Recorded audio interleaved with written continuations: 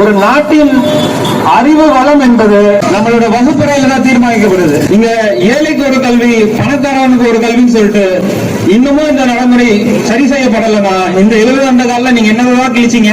இன்றைக்கு இருக்கிற கல்வி முறை அடிமைப்படுத்தி அந்த ஆங்கிலேயர் அடிமையா வேலை செய்யணுங்கிறதுக்காக நமக்கு ஒரு அடிப்படை கல்வியை மட்டும் கொடுக்கணுங்கிறதுக்காக மெக்காலய கல்வி முறை என்றதை ஒன்று கொண்டு வந்தான்.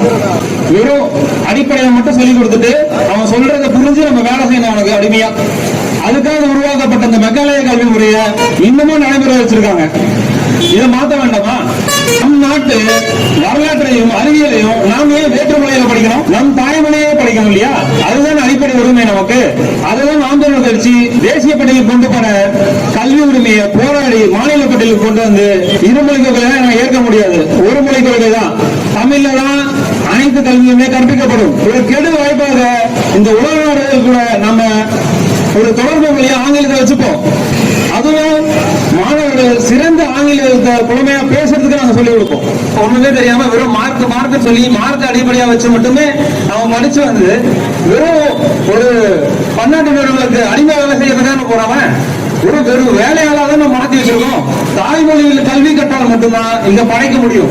இல்லைன்னா வெறும் பயன்படுத்திட்டு அவங்க அடிமையா வேலை தான் செஞ்சுட்டு இருக்க முடியும். இதை முற்றுமுழுதான் மாற்றணும். இதுதான் அடிப்படை அரசியல் மாற்றம். அடிப்படையிலிருந்து நான் மாற்ற போறோம்.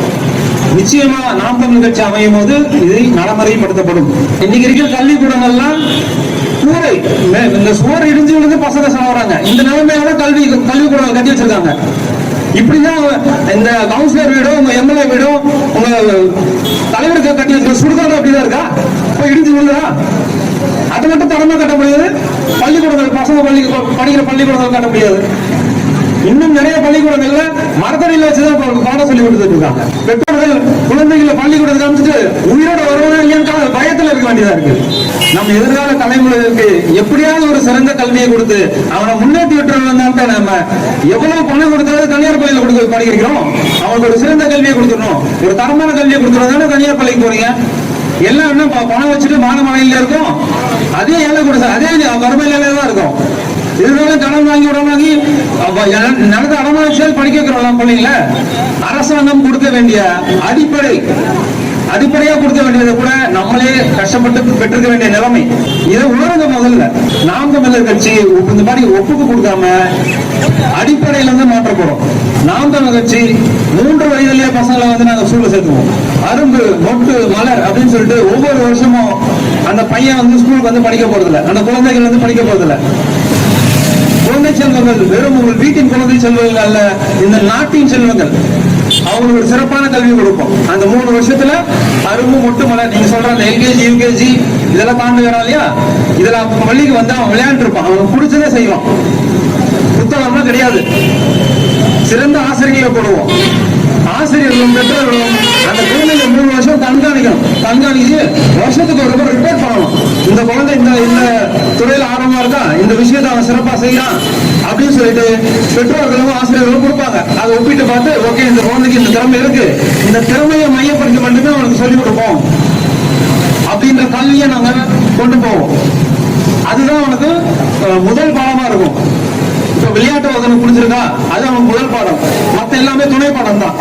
ஒரு தனி மனிதன் தனக்கென்று ஒரு பள்ளிக்கூடங்கள் கட்டி நம் பள்ளிகளுக்கு கல்வியை கொடுக்க முடியாது. இது உணருங்க. அனைவருக்கும் சமமான கல்வியை கொடுக்கணும். இது நம்மளோட அடிப்படை உரிமை. இதை உணராம நம்ம கடமை நம்ம பிள்ளைகளுக்கு சிறந்த கல்வி கொடுக்கணும்னு நினைச்சிட்டு இருக்கோம். ஆனா அதுவும் சிறந்த கல்வி கிடையாது. மெக்காலய கல்வி முறை புரிஞ்சுக்கோங்க. அனைவருக்கும் சமமான தரமான கல்வியை இந்த நாம் தமிழர் கட்சி நடைமுறைப்படுத்த போகுது. நிச்சயமா நாம் தமிழர் கட்சி வெல்லும். இதே மாதிரி தெருவில் நின்று போராடிட்டு எல்லாம் செத்துற மாட்டோம். பக்கத்து வீடு தீ பிடிச்சு எரிஞ்சதுன்னா நீங்க முதல்ல வேலை போய் பக்கெட் எடுத்து போய் தண்ணி ஊற்றி அணைக்கணும். நீங்க அவன் வீடு தான் எரியுதுன்னு நீ உட்காந்து அடுத்து உங்களே தெரிய போகுது. சிந்திச்சு வாக்கலைங்க மக்களே. இந்த நாம் தமிழ் கட்சி பிள்ளைகளை விட்டுட்டீங்கன்னா உங்களுக்கு கூட உங்களுக்கு போராடி சாவறது கூட ஆள் இல்லை. நிச்சயமா நாம் தமிழர் கட்சியும் அண்ணன் சீமானும் வெல்வார்கள். இது உறுதி. தமிழ் தாய் வாழ்க, தலைவர் பிரபாகரன் வாழ்க. அனைவருக்கும் கல்வி, கல்விக்கேற்ற வேலை, அதற்கேற்ற ஊதியம், அதை கொண்டு வாழும் பெருமை மிக்க வாழ்வு. நமது சின்னம் விவசாயி. போட்டு பாருங்க ஓட்ட, அப்புறம் பாருங்க நாட்ட.